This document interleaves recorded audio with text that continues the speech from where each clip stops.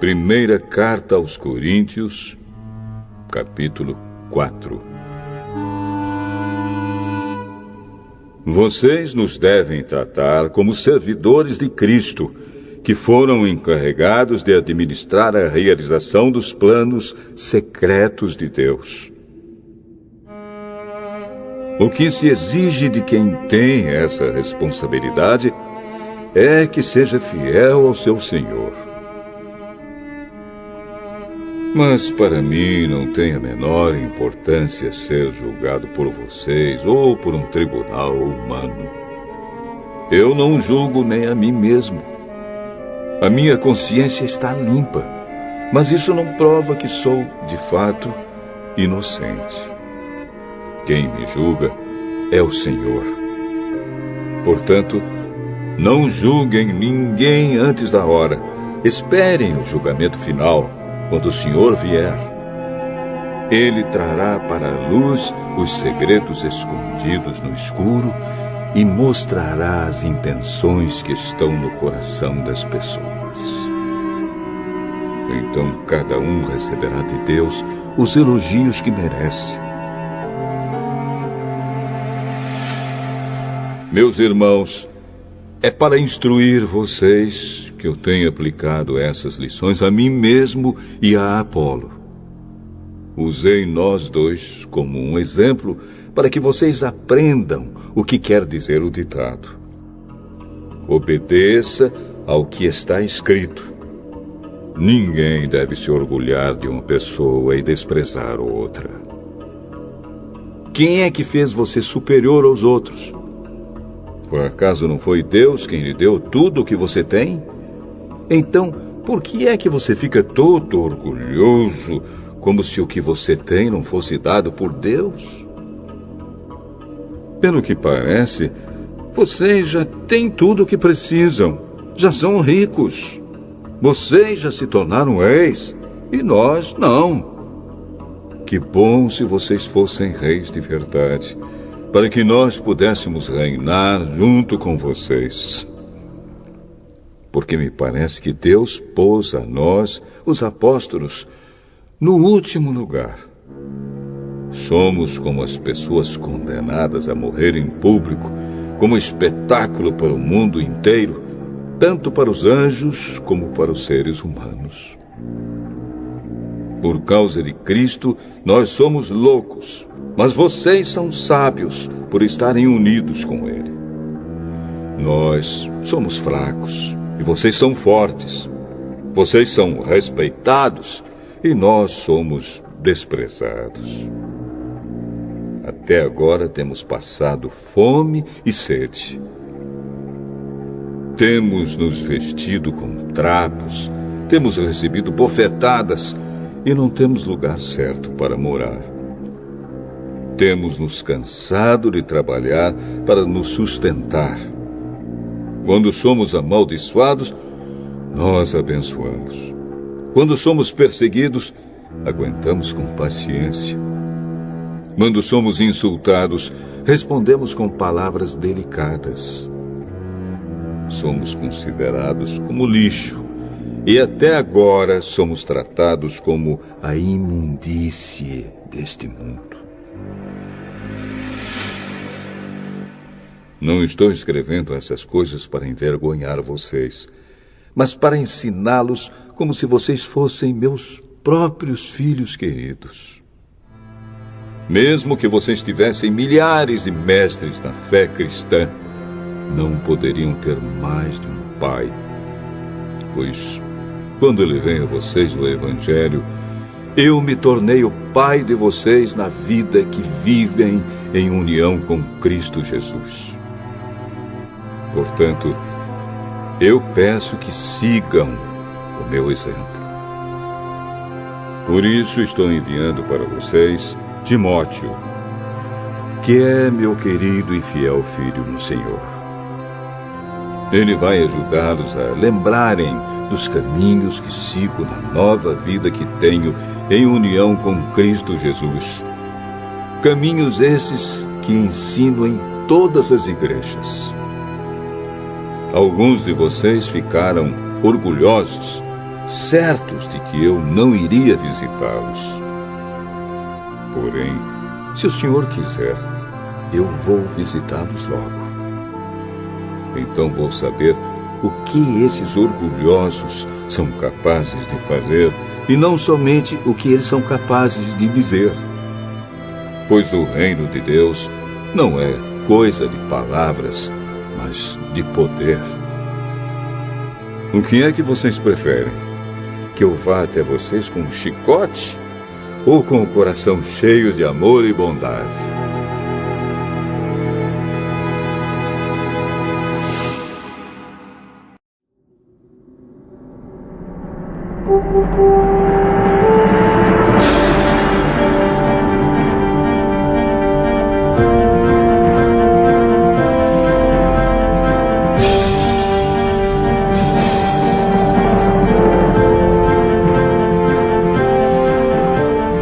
Primeiro livro dos Reis, capítulo 17.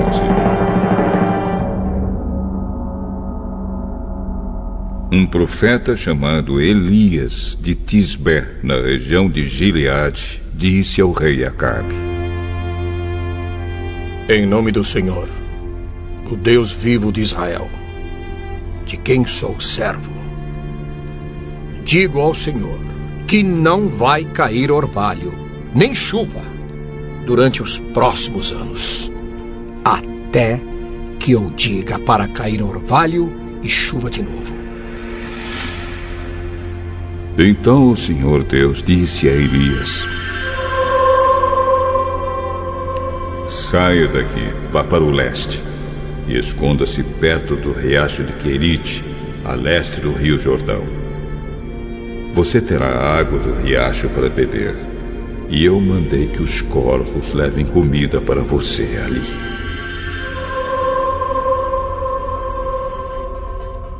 Elias obedeceu à ordem do Senhor e foi. E ficou morando perto do riacho de Querite. Ele bebia a água do riacho e os corvos vinham trazer pão e carne todas as manhãs e todas as tardes. Mas algum tempo depois o riacho secou por falta de chuva. Então o Senhor Deus disse a Elias: Apronte-se e vá até a cidade de Sarepta, perto de Sidom, e fique lá. Eu mandei que uma viúva que mora ali dê comida para você. Então Elias foi para Sarepta. Quando estava chegando ao portão da cidade, ele encontrou a viúva que estava catando lenha. Elias disse a ela: Por favor, me dê um pouco de água para eu beber. Quando ela ia indo buscar a água, ele a chamou e disse: E traga pão também, por favor. Juro pelo seu Deus vivo, o Senhor, que não tenho mais pão. Só tenho um punhado de farinha de trigo numa tigela e um pouco de azeite no jarro. Estou aqui catando uns 2 pedaços de pau para cozinhar alguma coisa para mim e para o meu filho. Vamos comer e depois morreremos de fome. Não se preocupe. Vá preparar a sua comida. Mas primeiro, faça um pãozinho com a farinha que você tem e traga-o para mim. Depois, prepare o resto para você e para o seu filho. Pois o Senhor, o Deus de Israel, diz isto: Não acabará a farinha da sua tigela, nem faltará azeite no seu jarro, até o dia em que eu, o Senhor, fizer cair chuva. Então a viúva foi e fez como Elias tinha dito. E todos eles tiveram comida para muitos dias. Como o Senhor havia prometido por meio de Elias, não faltou farinha na tigela, nem azeite no jarro. Algum tempo depois, o filho da viúva ficou doente. Ele foi ficando cada vez pior e acabou morrendo. Então ela disse a Elias: Homem de Deus, o que o senhor tem contra mim? Será que o senhor veio aqui para fazer com que Deus lembrasse dos meus pecados e assim provocar a morte do meu filho? Dê-me o seu filho. Então pegou o menino dos braços da mãe e o levou para o andar de cima, para o quarto onde estava morando, e o colocou na sua cama. Então orou em voz alta assim: Ó Senhor, meu Deus, por que fizeste esta coisa tão terrível para esta viúva? Ela me hospedou e agora tu mataste o filho dela. Aí Elias se deitou em cima do menino 3 vezes e orou deste modo: Ó Senhor, meu Deus, faze com que esta criança viva de novo. E o Senhor Deus respondeu à oração de Elias. O menino começou a respirar outra vez e tornou a viver. Elias pegou o menino e o levou para baixo, para sua mãe, e disse: Veja, o seu filho está vivo. Agora eu sei que o senhor é um homem de Deus e que Deus realmente fala por meio do senhor.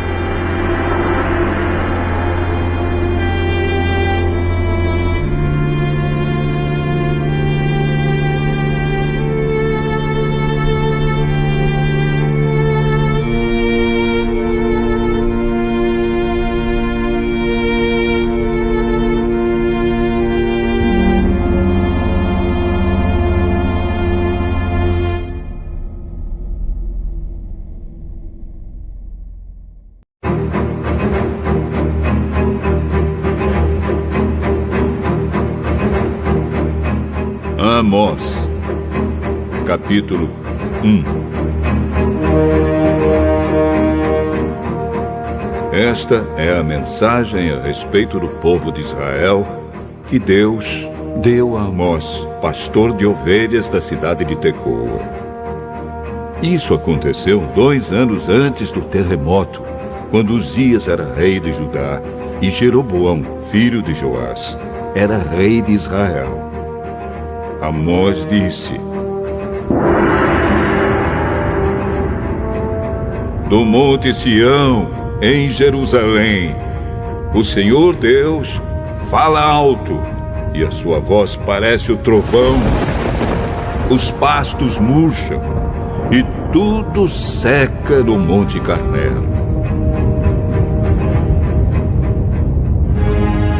O Senhor Deus diz: O povo de Damasco tem cometido tantos pecados, tantos mesmo, que eu tenho de castigá-los. Eles torturaram o povo de Gileade, fazendo passar sobre eles rodas com pontas de ferro. Por isso, eu vou pôr fogo no palácio do rei Hazael, e esse mesmo fogo destruirá também as fortalezas do rei Ben-Hadad. Arrombarei os portões da cidade de Damasco e acabarei com os governadores de Biquiat-Avém e de Bet-Eden.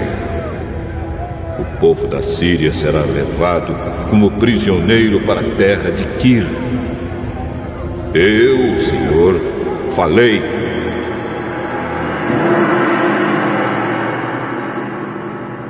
O Senhor Deus diz: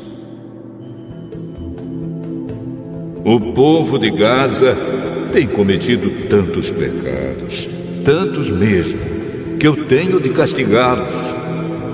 Eles levaram como prisioneiro todo o povo de uma região e os venderam como escravos ao povo de Edom.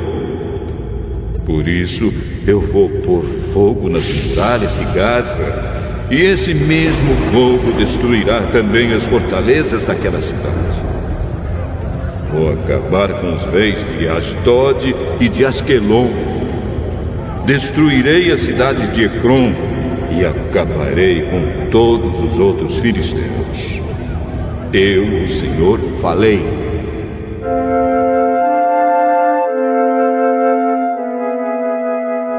O Senhor Deus diz: o povo de Tiro tem cometido tantos pecados, tantos mesmo, que eu tenho de castigá-los. Levaram como prisioneiro para Edom todo o povo de uma região com o qual tinham feito um acordo de amizade.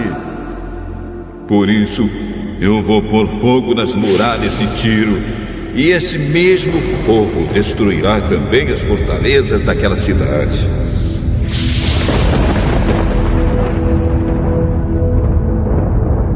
O Senhor Deus diz: o povo do país de Edom tem cometido tantos pecados, tantos mesmo, que eu tenho de castigá-los. Fizeram guerra contra os seus irmãos, os israelitas, e não tiveram dó nem piedade. A raiva dos edomitas não parou, e eles conservaram o seu ódio para sempre. Por isso, eu vou pôr fogo na cidade de Temã, e esse mesmo fogo destruirá também as fortalezas de Bosra.